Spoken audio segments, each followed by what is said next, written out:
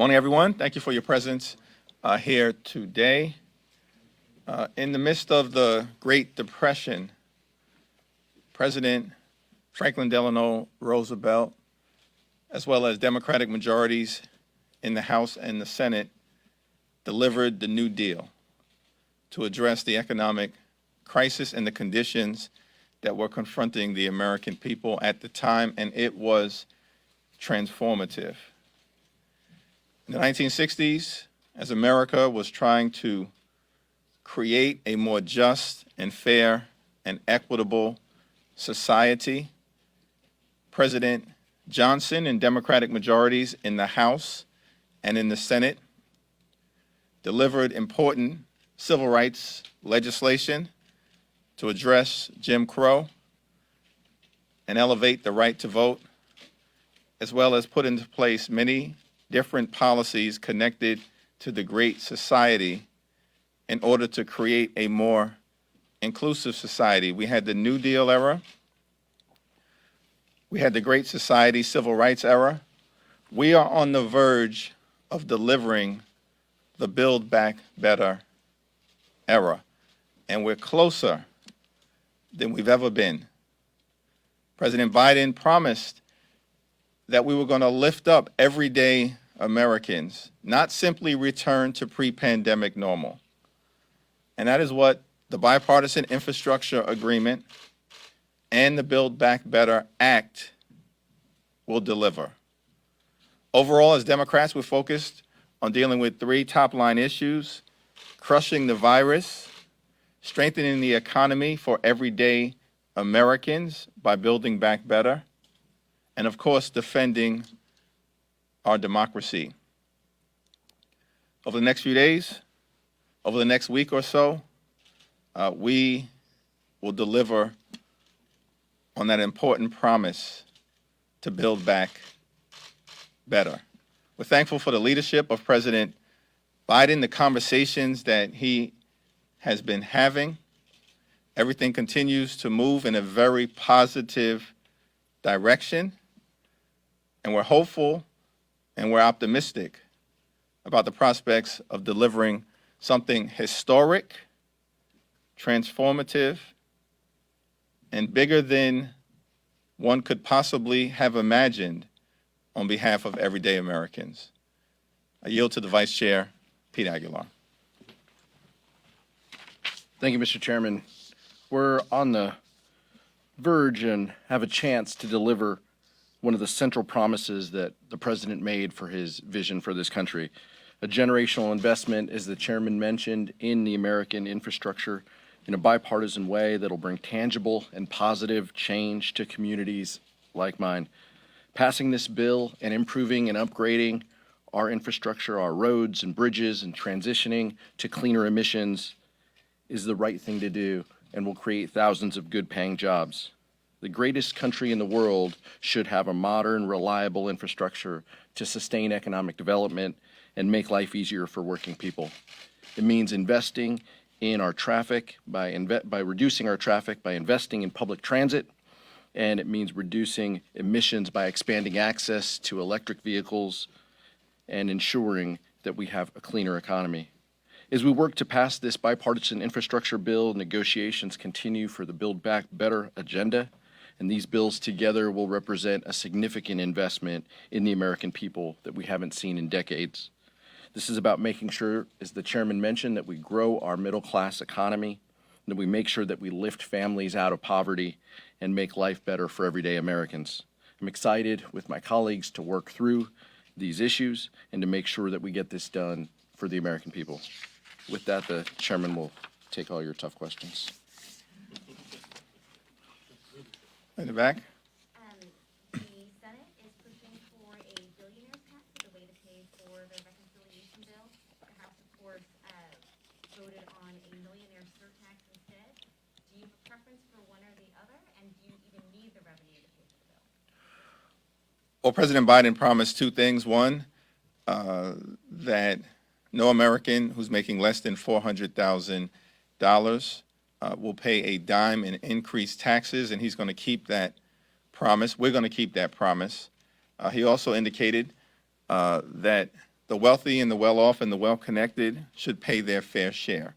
The Ways and Means Committee did a tremendous job in laying out a variety of different options in order to raise the revenue necessary to meet those two promises and ensure that, unlike the GOP tax scam, which was a $5 trillion bill for the wealthy, the well-off, and the well-connected, 83% of the benefits went to the wealthiest 1%. $2 trillion of that $5 trillion GOP tax scam was not paid for and has resulted in increased debt for the American people, for our children and grandchildren. Unlike the GOP tax scam, the Build Back Better Act and the bipartisan infrastructure agreement will be completely paid for. It won't cost everyday Americans a dime in additional taxes. That's the framework we're operating under. In that context, the billionaire's tax is a recently introduced addition. It's worthy of consideration. We haven't seen legislative language. In order to understand how much revenue it will raise, we have to see legislative language so it can be appropriately evaluated. Hopefully that will be forthcoming from the Senate sometime soon. Right now, the Helms and Hyde Amendment are not included in the reconciliation bill, yet Democratic Senator Joe Manchin says that it's a non-starter. Is this something that the House would consider to put into the bill as an amendment? We haven't had a conversation about that. Nothing is agreed upon until everything is agreed upon. We'll see what the final agreement looks like. Mr. Chairman. I'll go back on this side, yeah. With all due respect, how can you compare a series of very short-term programs, 1, 2, 3 years, with the Great Society or the New Deal, which created programs that we still enjoy today? We don't envision any of these programs being short-lived if they are lifting up the American people. And let's talk about what we're focused on in terms of the Build Back Better Act and in partnership with the bipartisan infrastructure agreement. The largest single federal investment in infrastructure in the history of the Republic. Not this year, not this decade, not this century, the history of the Republic. That alone should be transformative. That's going to happen under President Biden's leadership. That's building back better in a transformative and historic way. Full stop. But that's not the end of the story. Even though that infrastructure agreement is going to create millions of good paying jobs. And then if you partner that with the Build Back Better Act, which is going to strengthen the Affordable Care Act, expand access to high-quality, affordable health care in the United States of America, give us the ability to negotiate lower drug prices for everyday Americans, which we've been fighting for a long period of time, and should be part of the Build Back Better Act. That's going to drop prescription drug prices for our seniors and for Americans who right now pay more for life-saving drugs than any other developed country in the world for the same drug manufactured in the same location. I kind of think that's transformative and historic, but it doesn't end there. We also are working on expanding access to Medicaid for every single eligible American, despite the fact that you have 10 or 11 red states that have intentionally excluded seniors, the poor, the sick, and the afflicted. I kind of think that's a little bit transformative, but it doesn't end there. We're looking at expanding access to Medicare benefits in some way, shape, or form, in a way that people have been contemplating for decades, but have not been able to accomplish. Yet it doesn't end there. We're also talking about strengthening families and children, not just low-income families, but working families and middle-class families. How are we doing that?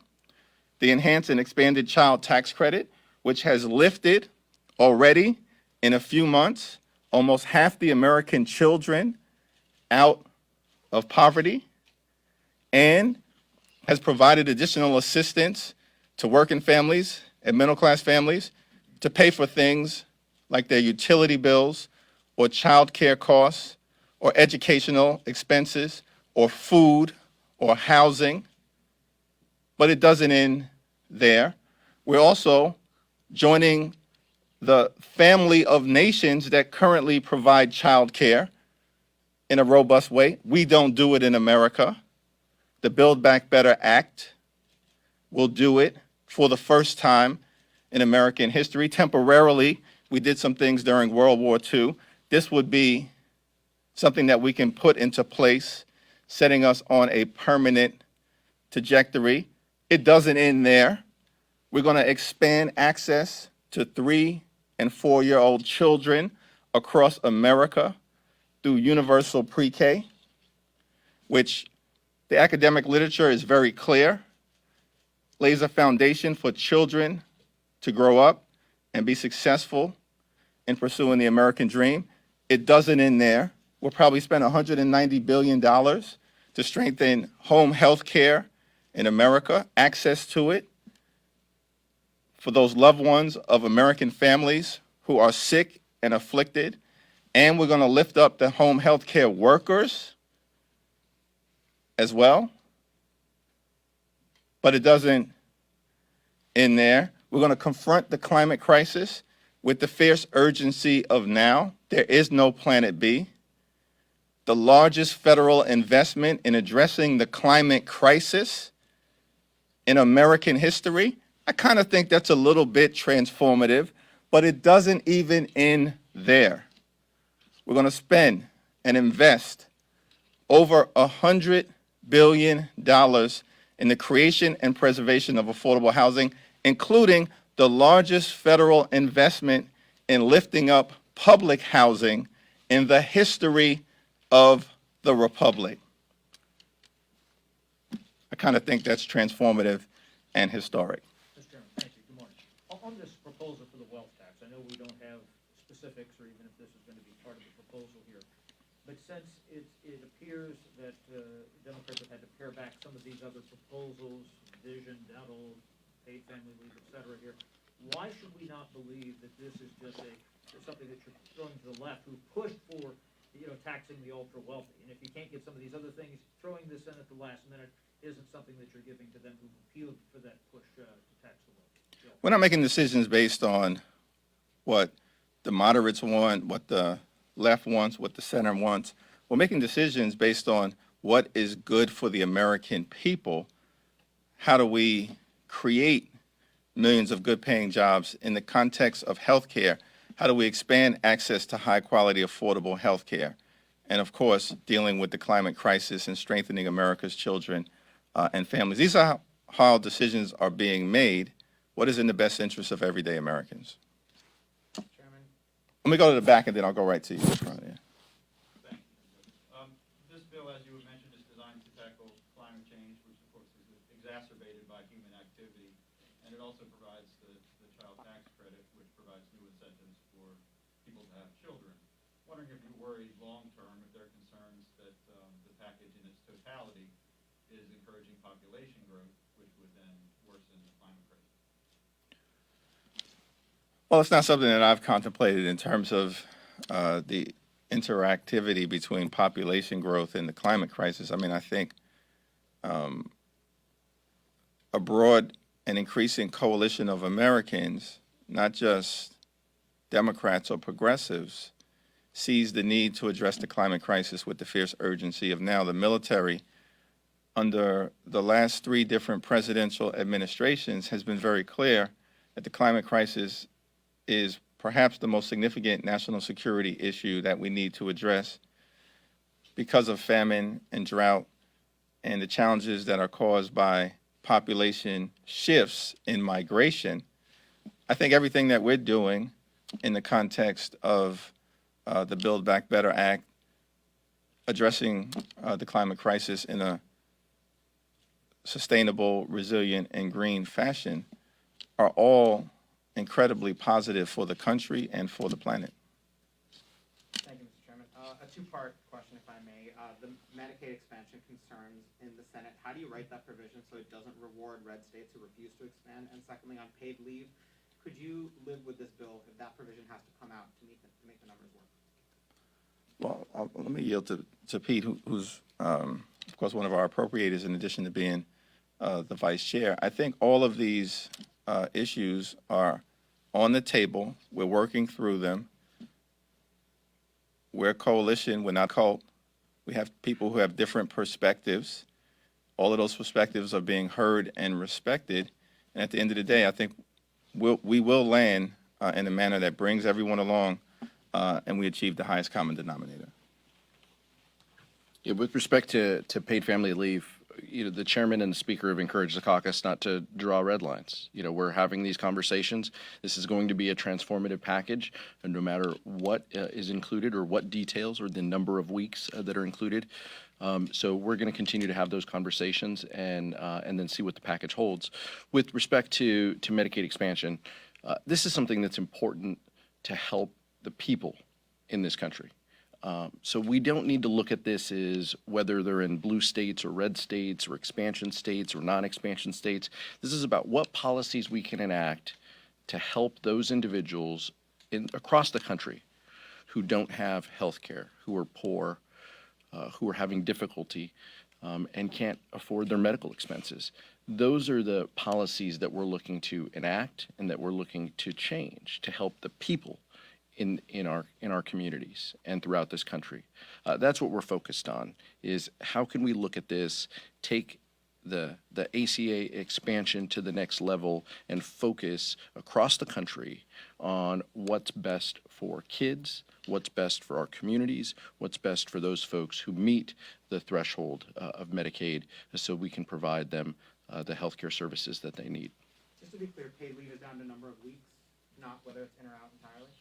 Well, I've read the reporting that's talked about it going down.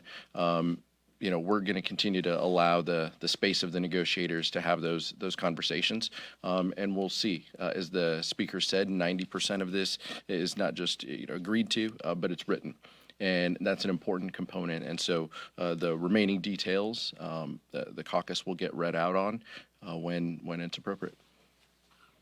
Is there something on this side or? Okay. Thank you, Mr. Chairman. As you've acknowledged, billionaires tax is just one of the many things the caucus is now considering as a revenue source. In that discussion, is a constitutional challenge also being discussed as something that might even delay implementation of the bill or just cause any other complication? Well, the billionaires tax was briefly discussed in the caucus meeting earlier today. No one raised the issue of a constitutional challenge.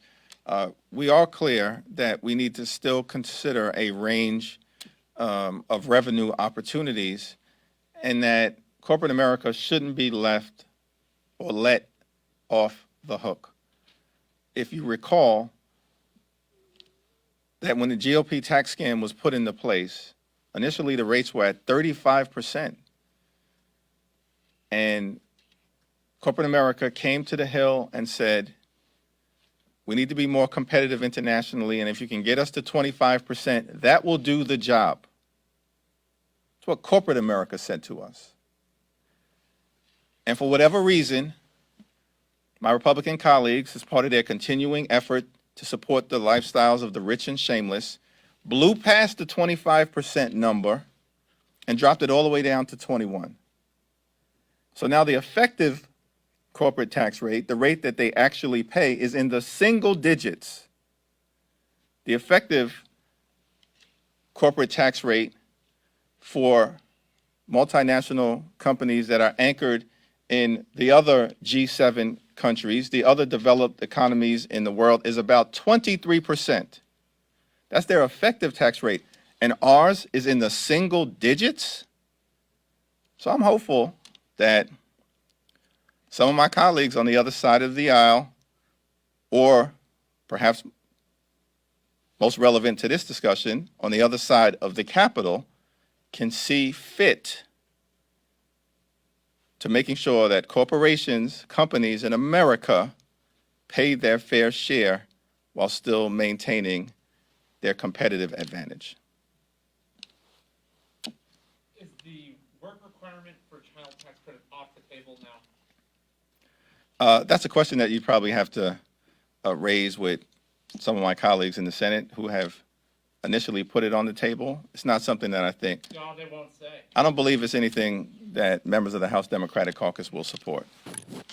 Is there a commitment to vote on the infrastructure bill, even if the larger bill, the BBB, is not in bill form and not being acted on back to back? We need an ironclad agreement with respect to the Build Back Better Act. I think there's uniform consensus around that point. Beyond that, I think I'll yield to the Speaker and to Leader Hoyer in terms of timing and the strategic approach. Thank you. Last question? Mr. Chairman, Oh, sorry. Senator Manchin held an event this morning in which he detailed some of his conversations with the president. He brought up the IRS reporting requirement for bank accounts and said that he objected alongside the president, or to the president, to that being in the bill. Speaker Pelosi has obviously said that she wants that reporting requirement for certain bank accounts. Is that something that you think would be okay if it's taken out, or do you think that there's gonna be a push from House Democrats to do that? Well, we have to work out the right balance in the context of making sure that we don't overreach in the context of everyday Americans, the vast majority of whom, I think it's north of 95% of everyday Americans who are salaried employees or work 9-to-5 jobs pay their taxes because of deductions that are taken out on a weekly basis from their checks. And we are going to continue to uplift that and respect that. But at the same time, I'll yield to Pete on this. At the same time, we do need to close the tax gap, which, by some estimates, hundreds of billions of dollars. Now, that tax avoidance is largely taking place by the wealthiest amongst us, who've got super lawyers and accountants and are engaged in a regular practice of trying to avoid paying taxes that they lawfully owe. And I do think we have to find a pathway to close that tax gap. Figuring out where the common ground is in the House and the Senate is an important part of the process, one of the issues that probably remain on the table, but I'm confident that we will be able to find common ground. Just on that point, members have raised similar concerns about this as a burden to small financial institutions. We understand that, but as the chairman mentioned, this is about tax avoidance. This is about making sure that we're doing everything we can to avoid that, or to reduce and eliminate that tax avoidance that many well-off Americans undertake. And so that's the focus. Now, we'll let Chairman Wyden and Chairman Neal, work on the details of what that can look like. But within that broader category of revenue, reducing the tax avoidance that we know many well-off Americans undertake is something that is important to the package and critical for us to include. But we understand the concern and we're aware of it. Thank you, everyone.